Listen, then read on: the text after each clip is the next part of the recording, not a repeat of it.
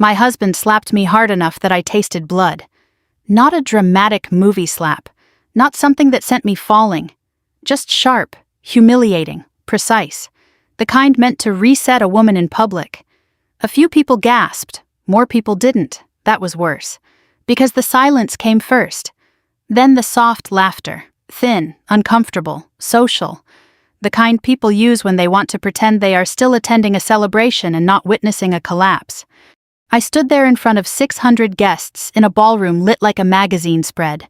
Crystal chandeliers, champagne towers, white orchids flown in from somewhere my mother-in-law would have named if she'd been alive. And my father-in-law Thomas Whitaker stood 3 feet away from me with his hand still half raised from the speech he'd been giving when he decided to ruin me. "See," he said to the room. His voice stayed calm. That was the most violent part. She gets emotional when people ask simple questions. My cheek was burning. My husband Daniel was breathing hard through his nose like I had made something difficult for him. I tried to answer. I really did. But humiliation does strange things to your body. My mouth opened. Nothing came out. I could feel every eye in that room looking at me through the filter of wealth and hierarchy and discomfort, not asking if I was all right, asking what role I had just been assigned. Embarrassing wife. Unstable woman. Problem. Daniel leaned slightly toward me, not close enough to comfort, just close enough to warn, "Don't," he muttered. I looked at him, then at Thomas, then at the room full of executives, donors, board members, spouses, investors, military contractors, developers, and women in dresses that cost more than my first apartment rent. And I understood something with perfect clarity.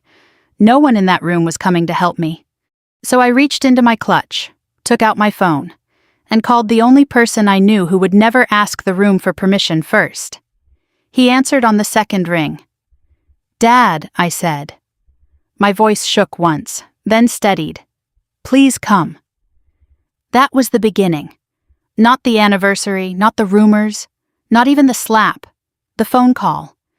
Because that was the moment I stopped trying to survive inside their version of me. 3 hours earlier, I had been standing in the dressing room at the back of the ballroom, smoothing the front of a pale blue gown I had bought on sale, and altered twice so it would sit correctly in a room built for expensive women. It was our 10th anniversary. That phrase had weight in Daniel's family, not emotional weight, social weight. A marriage was not a relationship in the Whitaker family. It was a public institution. 10 years meant a gala. 600 guests meant relevance. Every arrangement in that room had been designed to say the same thing. We are stable. We are admired. We are still worth aligning with. I had learned that language slowly. The flowers, the seating charts, the donor names, the size of the stage, the angle of the family photos on the welcome wall. Prestige is mostly staging. The women who married into families like the Whitakers were expected to understand that. Host graciously. Dress carefully. Never drink too much, never speak too plainly, and above all, never make the men look unmanaged. I had spent 10 years being very good at that. Too good, maybe. My phone buzzed on the vanity. A text from the event coordinator. 5-minute warning before guest remarks. Guest remarks. That was another Whitaker family habit. A party could never just be a party. It had to become a narrative. Daniel came into the room without knocking. Tuxedo perfect, bow tie straight, face set in that polite, handsome tension that made other people think he was serious and made me think he was scared of disappointing his father. He looked at me in the mirror. "You ready? I think so." He nodded. No compliment, no smile. That had gone out of our marriage gradually, the way heat leaves a room through a window no one realized was cracked. "There's a seating issue with the Kellers," he said. "Dad wants them shifted closer to the stage." Of course he did, because Mr. Keller had recently joined a defense manufacturing board, and Thomas never missed a chance to rearrange human beings by utility. "I'll handle it," I said. He hesitated. Then said, "And when Dad speaks, just let him do his thing." I turned slightly in my chair. "What does that mean?" "A beat. He's had a little too much to drink. That was not unusual. What was unusual was Daniel warning me. My stomach tightened. Why would I need a warning? He looked away first. That was answer enough. Just don't challenge him if he says something off, he said. He's trying to keep the mood up. I stared at him. By saying what? He adjusted his cuff. Small movement, avoidant. You know how he jokes. No, I knew how Thomas performed dominance. Jokes were just the wrapping paper. My father-in-law had never liked me in the direct way insecure men sometimes dislike women they cannot easily categorize. I was not decorative enough for his son's social ambitions, not deferential enough for his personal comfort, and not impressed enough by money to make him feel effortless. I had come from a middle-class military family in Virginia, orderly house, polished shoes, church some Sundays, public school, ROTC photos on the wall, though not mine. My father retired as a lieutenant general 3 years before my wedding, but he wore his authority like good tailoring, quietly. My mother used to say the most powerful thing about him was that he never needed a room to know it. Thomas was the opposite. He needed the room, needed it constantly. The first time he met me, he asked where my people were from as if money had a zip code. The second time he asked if nursing was a stepping stone to anything else. I told him no. It was my work. He smiled the way men smile when they've decided your answer lacks ambition. Over time, his criticism got more refined.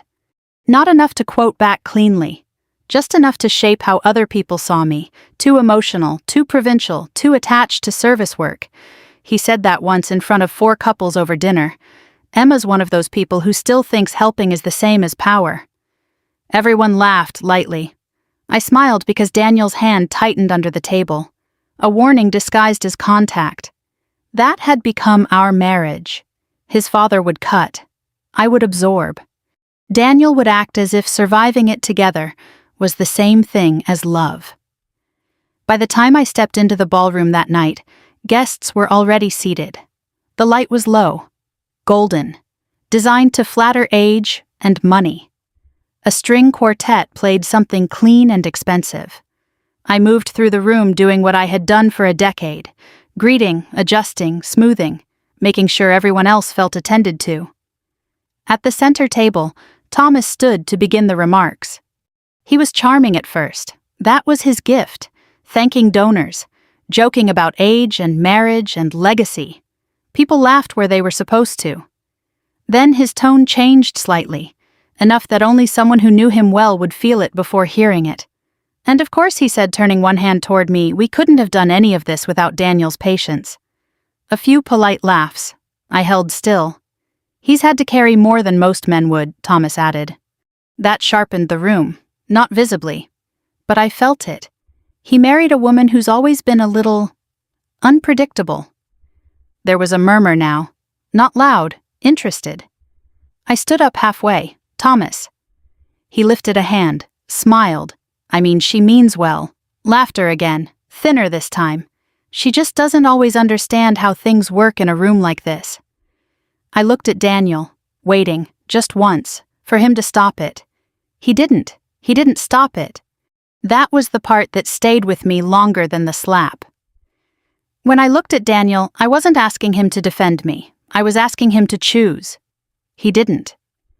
Thomas kept speaking. He shifted his weight slightly, glass still in hand. The room following him, the way rooms like that always follow men who believe they own them. And we've had to manage a few misunderstandings, he said. That word. Misunderstandings. It landed cleanly, safe enough to repeat, sharp enough to wound. A few people leaned forward. Interested now.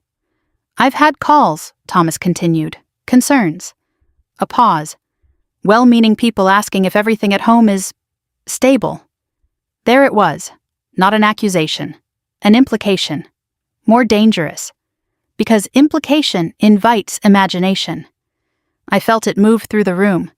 People building a version of me in real time. Not asking. Constructing. I stepped forward.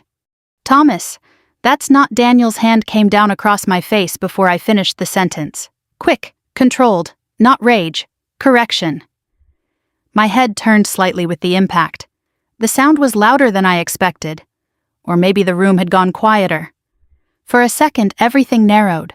The lights, the faces, the distance between me and everyone else. Then came the reaction. Not outrage, not intervention. A ripple. Someone near the front gave a small, shocked laugh. Another woman covered her mouth but didn't move. A man at the second table looked down at his drink as if he had just remembered something urgent in the glass. No one stood up. No one said stop. That told me everything I needed to know about that room. Daniel leaned closer, his voice low, measured. Don't make this worse. I tasted blood, metallic, familiar. In the ICU, you learn to recognize that taste quickly. It means something has broken. I swallowed, straightened, and that was when I reached for my phone. By the time I ended the call with my father, Thomas had already resumed speaking. He didn't acknowledge what had just happened. That was his skill. He moved forward. As I was saying, he continued smoothly, "Marriage requires patience." A few people laughed again. Relieved now, the room recalibrating. He had given them permission to ignore it. And they took it. Because ignoring discomfort is easier than confronting power. I stayed where I was. Not because I didn't know what to do, because leaving would have confirmed his version, unstable, emotional, unable to handle pressure. I wasn't giving him that. So I stood there, hands still, breathing even, learning in real time how to exist without protection. Thomas wrapped up the speech within a minute, clean, efficient. He knew when to stop. The applause came quickly, too quickly, a release. The band picked up again. Champagne was poured. People turned back to their tables as if the interruption had been a technical glitch, not a fracture. Daniel stepped away from me first, not toward me, toward his father. That was another answer. I remained standing near the stage for a few seconds longer than necessary, then moved, not quickly, just deliberately.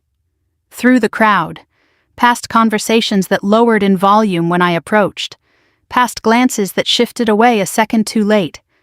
I stopped near the bar. Ordered water. The bartender didn't comment. That was professional, but he slid the glass toward me more carefully than he had for others. A small kindness. I took a sip. Cold, grounding. Across the room, Thomas was already engaged in another conversation, laughing, hand on someone's shoulder, re-establishing control. That's how men like him survive missteps. They overwrite them. Daniel stood beside him, nodding, listening, participating. Not once did he look toward me. That was new. Or maybe it had always been there and I was only seeing it now. A woman approached me, mid-50s, pearl earrings, composed. "I hope you're all right," she said. Her tone was careful, not warm, not distant, socially correct.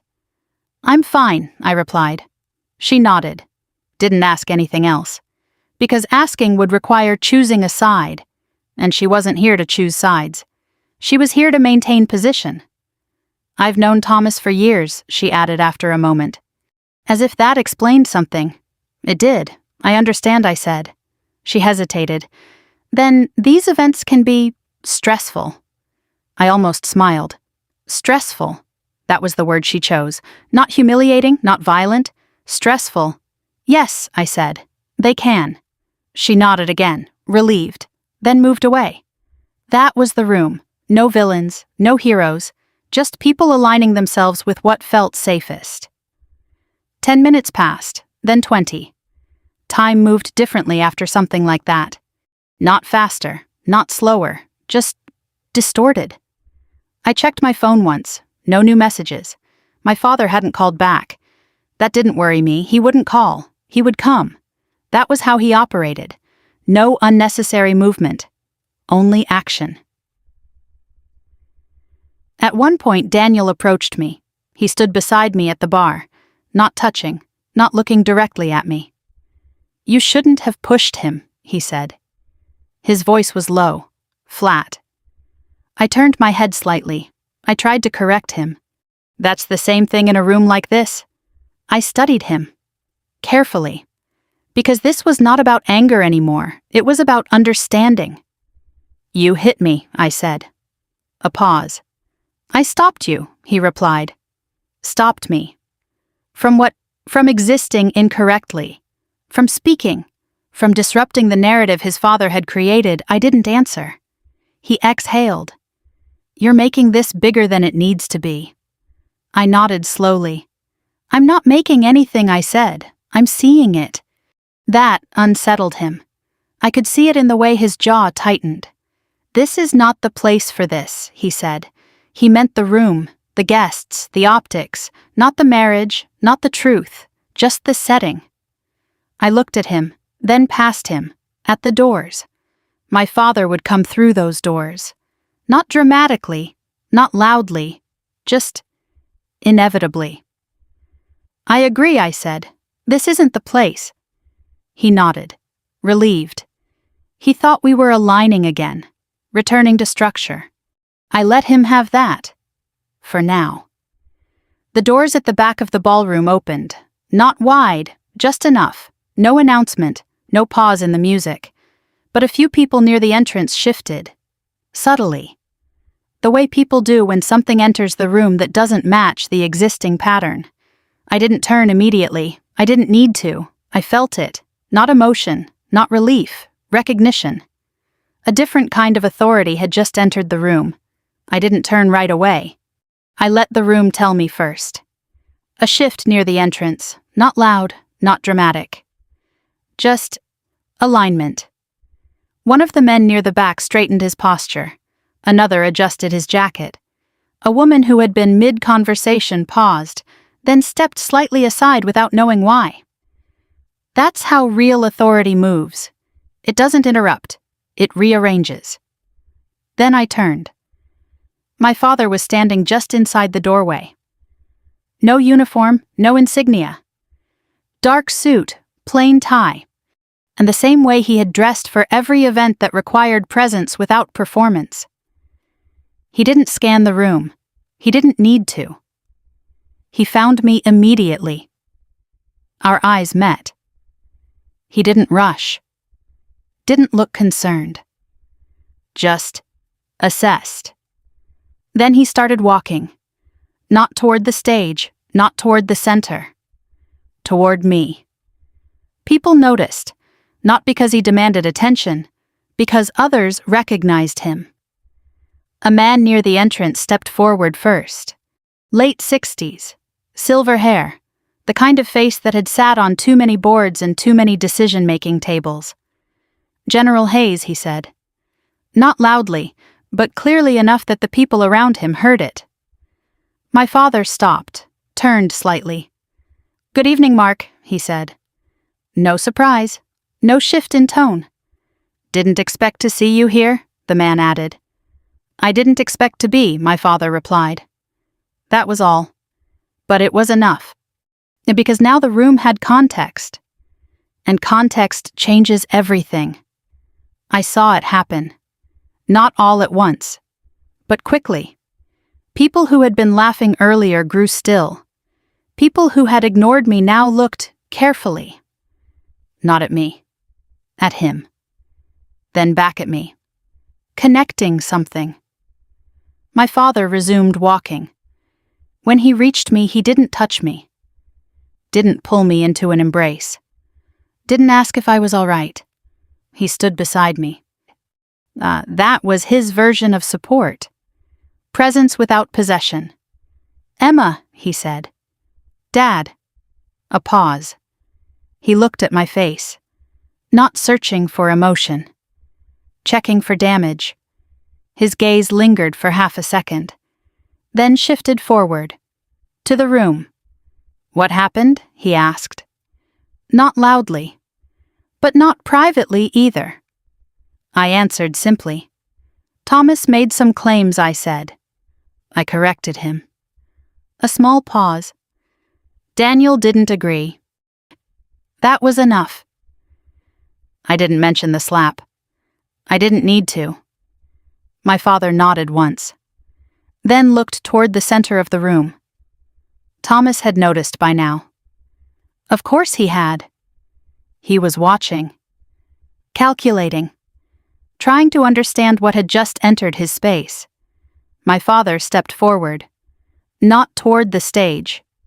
Toward Thomas. I walked with him. Not behind. Not in front. Beside. That mattered. A people parted slightly as we moved. Not obviously. Just enough. We stopped a few feet from Thomas and Daniel. Silence gathered around us. Not commanded. Formed. Thomas smiled. Polished. Controlled. "General Hayes," he said. "I didn't realize you were in town." "I wasn't," my father replied. A pause. Then, my daughter called. The word landed. Daughter. Not wife, not guest. Daughter. Thomas nodded. "Well, we're glad you could join us," he said. Of course he said that. Because in rooms like this, you never acknowledge imbalance directly. My father didn't return the smile. He didn't challenge it either.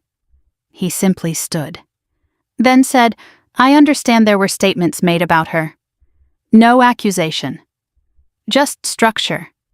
Thomas lifted his glass slightly. "Nothing serious," he said. "Just some concerns." Concerns. Again. My father nodded. "I see." A pause. Then, "My daughter supports herself," he said. "Has for years." Another pause.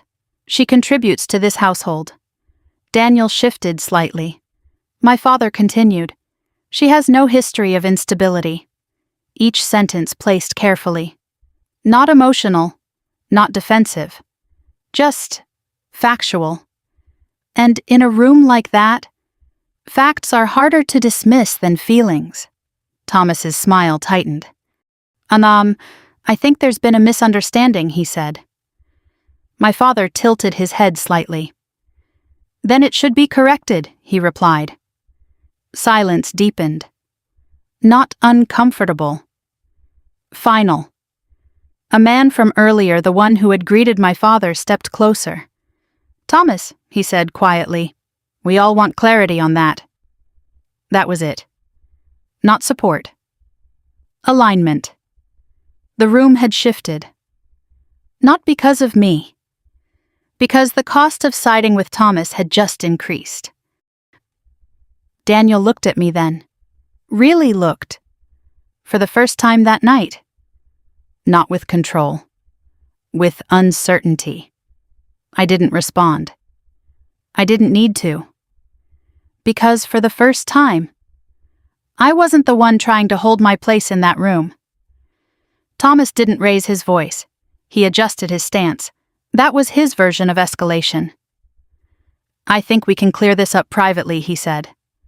He angled his body slightly, not away from my father, away from the room. An attempt. Containment. My father didn't move. "No," he said. Just that. One word. It didn't sound aggressive. It sounded final. Thomas held his smile. "For the sake of the evening," he added. He gestured lightly toward the guests. "We don't need to make this into something larger." My father looked around. At the tables, at the people who had chosen silence 10 minutes earlier. Then back at Thomas. "It already is," he said. A pause. "Because it was made public." That closed the exit. There would be no private version, no quiet correction, no reshaping later.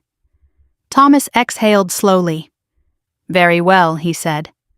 "Another adjustment, another calculation. If there's been any misunderstanding about Emma's situation, there has," my father said. Not interrupting, replacing. Silence settled again. My father spoke the way he always did. Measured, ordered. "My daughter has maintained her own accounts since before this marriage." A beat. "She contributed to the down payment on your son's first property." Another beat. "She has no record of financial dependency." No embellishment, no accusation. Just removal of the narrative Thomas had introduced. Daniel shifted. I felt it beside me. A small movement. Almost imperceptible. But real. Because those facts didn't just correct the room. They corrected him. Thomas opened his mouth. Closed it. He recalculated. Of course, he said. If that's the case, then it is, my father replied. Another silence. This one different. Not tension. Resolution. The room didn't react loudly. No applause, no confrontation. Just alignment. People adjusted their posture, their gaze, their proximity. A woman who had laughed earlier stepped slightly back from Thomas. A man at the front table turned his chair away by a few degrees. Tiny movements. But in rooms like this, they are everything. Thomas nodded once. We appreciate the clarification, he said. That was his concession. Not apology. Never that. But acknowledgement. As much as he was willing to give in public. My father inclined his head slightly. Nothing more. Then he stepped back. Not claiming victory. Not lingering. Mighty, he turned toward me. We're leaving, he said. Not asking. I nodded. Yes. Daniel spoke then. Emma, wait. I turned to him. He looked different now. Not composed, not controlled. Uncertain. This doesn't have to, he started. I didn't answer. Because I already knew what came next. This doesn't have to become something bigger, he said. That word again. Bigger. Meaning visible. Costly. Hard to manage. I held his gaze. It already is, I said. Not repeating my father. Confirming it. A pause. We can talk about this at home, he added. Home. I considered that. Briefly. Then shook my head. No, I said. That was the moment. Not the slap, not the speech. This. The refusal. His expression tightened. You're overreacting, he said. I almost smiled. No, I replied. I'm reacting correctly. Another silence. And he didn't follow. Because he didn't understand that distinction. For him, reaction was always about control. For me, it had just become about accuracy. My father didn't intervene. He didn't need to. He waited. Let the exchange settle. Then turned toward the exit. I followed. Not quickly. Not dramatically. Just finished. As we walked through the room, people moved again. Not away. Aside. A path forming. Not out of respect for me, but for him. And now, by extension, for me. That was the shift. Not earned in that moment. Revealed. At the door, I paused. Just for a second. Not to look back. To register something clearly. Nothing about me had changed. Not my work, not my worth. Only the context. And that had been enough to alter everything. We stepped outside. Cool air. Quiet. The music dimmed behind the doors. My father stopped. Looked at me. You're coming home, he said. Not a question. I nodded. Yes. And for the first time that night, I felt something steady. Not relief. Not victory. Clarity. The drive was quiet. That was how my father handled things. He didn't fill space with questions. He gave you room to understand what had just happened. Streetlights passed in steady intervals. The city thinned out behind us. I sat in the passenger seat with my hands folded in my lap, not because I didn't know what to do with them, because I didn't need to move. About 20 minutes into the drive, he spoke. Did he hit you before? No build-up, no hesitation. I looked straight ahead. No. A pause. Has he tried to control you? I considered that. Yes. He nodded once. Not surprised. That was important. Because it told me something I hadn't fully admitted yet. What happened tonight wasn't unexpected. Just visible. He won't do it again, my father said. Not a threat, not a promise of violence. A statement of boundary. I didn't respond. Because I understood what he meant. Not that my father would intervene. That I wouldn't allow it. That was the difference now. We arrived at his house just after midnight. Same house I grew up in. Orderly, quiet. Nothing extravagant. Everything intentional. He unlocked the door, stepped aside. I walked in. No ceremony, no commentary. Just return. The next morning I woke early. Habit. Years of structured schedules don't leave easily. I made coffee, sat at the kitchen table. The same table where I used to do homework. Where my father used to review reports late at night. The same table where decisions were made without noise. My phone buzzed. Daniel. I let it ring once, twice. Then answered. Emma, he said. His voice was controlled again. That was fast. I think we need to talk, he added. I took a sip of coffee. We did talk, I said. A pause. That wasn't a conversation, he replied. No, I said. It was clarity. Silence. He exhaled. You left, he said. Yes. Another pause. You embarrassed my father, he added. I almost laughed. Not because it was funny. Because it was predictable. I didn't say anything, I replied. That's not how it looked, he said. I set the cup down. That's exactly how it looked, I said. He didn't respond. Because the problem wasn't what happened. It was how it affected his position. We can fix this, he said after a moment. There it was. Fix. Not understand, not apologize. Fix. How I asked. A pause. We issue a statement, he said.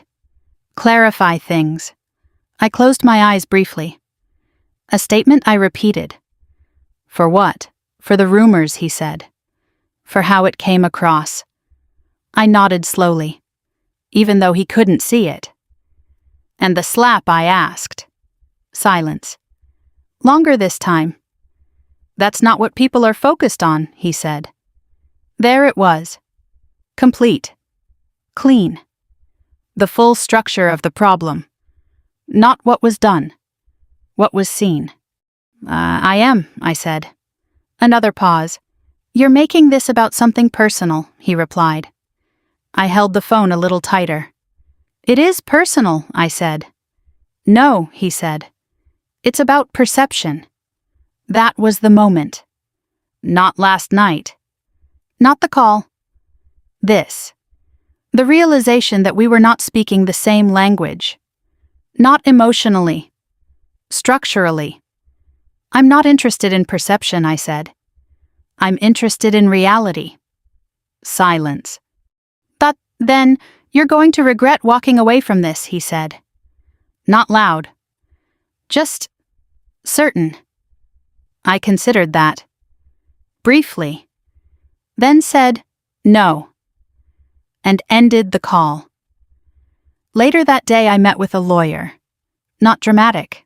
Not confrontational. Just necessary. Paperwork. Options. Information. I didn't commit to anything immediately. I didn't need to. For the first time in years. I wasn't reacting. I was deciding. That afternoon my father sat across from me. No questions. No advice. Just presence. After a while he said, "You don't have to prove anything." I nodded. I know. A pause. But I do have to decide what I accept, I added. He nodded. Yes. That was enough. Not direction. Alignment. That night I didn't think about the room, or the guests, or Thomas, or Daniel. I thought about something simpler. Come, for 10 years, I had stayed inside a system that required me to be smaller, not because I didn't see it, because I thought I could manage it, adapt to it, balance it. I couldn't. And now, I didn't need to. The first thing that changed wasn't public, it was procedural. Within 48 hours, Daniel's firm issued a statement. Short, carefully worded, clarifying recent misunderstandings surrounding a private family event.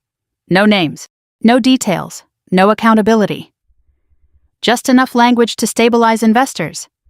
That was how their world worked. Containment first, truth later, if ever. I read it once, then closed it.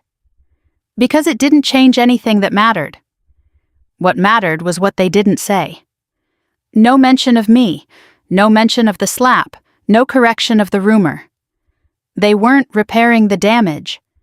They were redirecting attention. That was their skill. Later that afternoon, I received a message from someone I didn't expect. Mark Ellison, the man who had greeted my father at the entrance. Would you be available for a brief conversation, he wrote. No explanation. Just a time and a location. A law office downtown. I went. Not because I needed anything from them. Because I wanted to understand what had shifted. The office was quiet. Glass walls, neutral tones. The kind of place where decisions are made without raised voices. Mark met me in a conference room. 2 other men were there. Introductions were brief. Titles mentioned, then dropped. We wanted to follow up, Mark said. After the other night. I nodded. I assumed as much. A pause. What happened? Raised concerns, he continued. Not about me. About them. The way it was handled, he added. Handled. Another word that avoids naming the thing itself. I understand, I said. One of the other men leaned forward slightly. There are implications when leadership behaves that way publicly, he said. Leadership. That was the word they used for Thomas. Not father-in-law, not family. Leadership. It affects perception, he added. There it was again. But this time it wasn't defensive. It was evaluative. I held his gaze. Yes, I said. It does. A pause. Mark spoke again.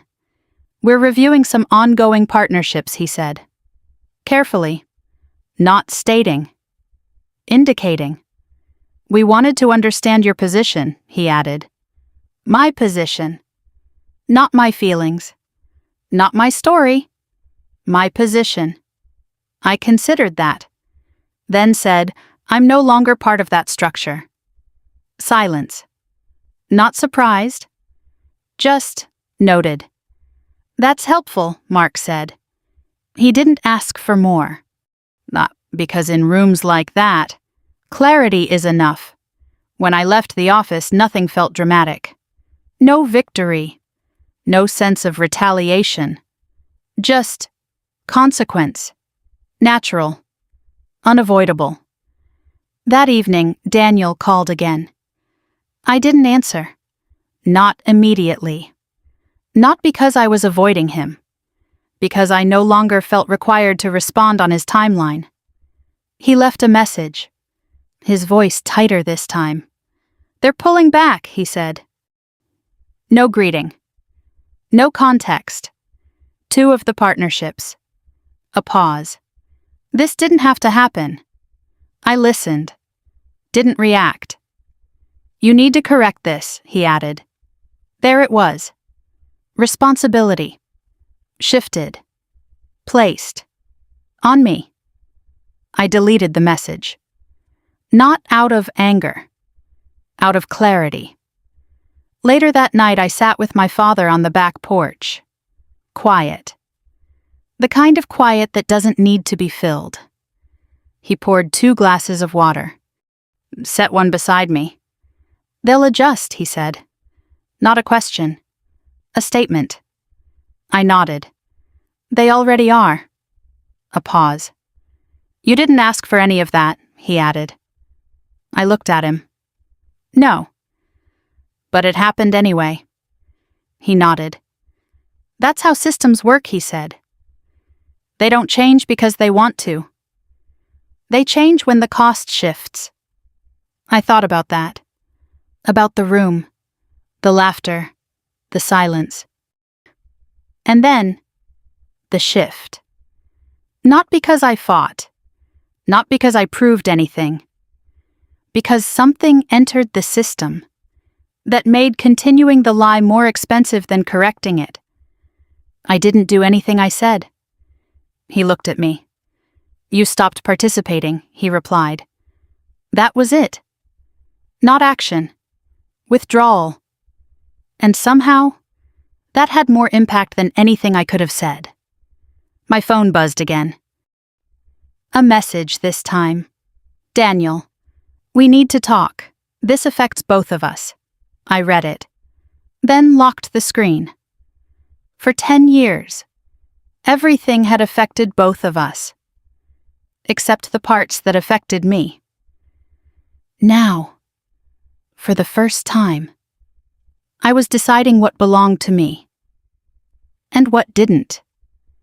I didn't answer Daniel that night, or the next morning, or the day after that.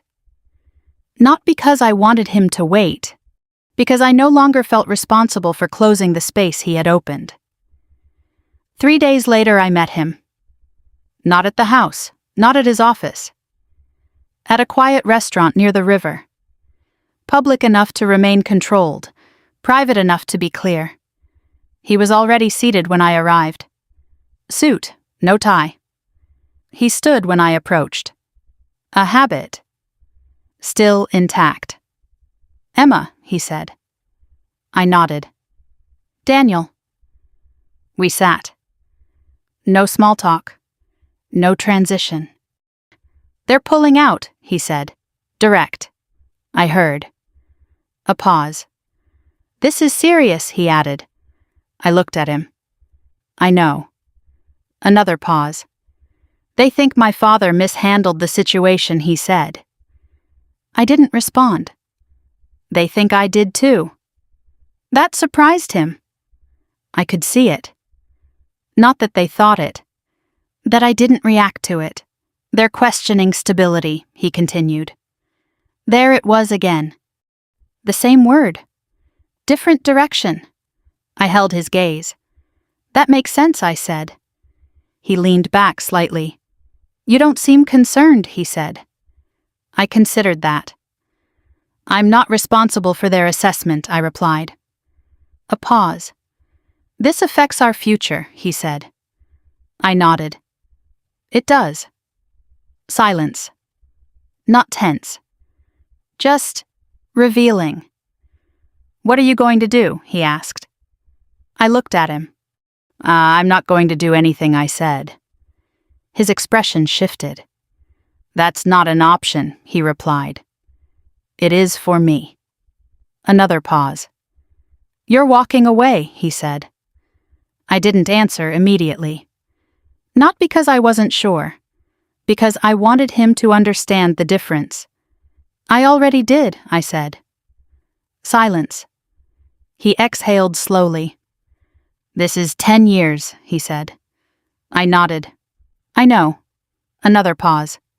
And you're just done. I held his gaze. I'm done being defined inside something that doesn't hold me correctly. He frowned slightly. That's not fair, he said. I almost smiled. It's accurate, I replied. That stopped him. Because accuracy doesn't argue. What do you want? He asked. I considered that. Then said, nothing from you. A longer silence. That's not how this works, he said. I shook my head slightly. It is now. He looked down at the table, then back at me. You're making this permanent, he said. I nodded. Yes. Another pause. And you're okay with that? I thought about it. Not the marriage. Not the history. The structure. The years of adjusting. The moments of silence. The space I had occupied. Yes, I said. Bah, he leaned back. For the first time. He looked uncertain in a way that didn't resolve itself. Not strategic. Not controlled. Real. I didn't think it would go this far, he said. I looked at him. It didn't, I replied. A pause. It just became visible. That was the truth. Not escalation. Exposure. We sat there for a moment longer. No anger. No accusation. Just separation. When I stood to leave, he didn't stop me. Not because he agreed. Because he didn't know how. Outside, the air was clear. I walked to my car. No hesitation. No second thought. Just forward.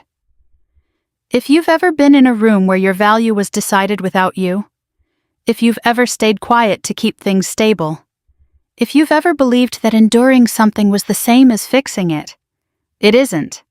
Oh, the moment you see it clearly, you don't need to fight.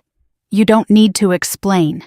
You just need to stop standing where you were placed. Because once you move, everything that depended on you staying there has to change. And if it doesn't, you'll know exactly what it was built on.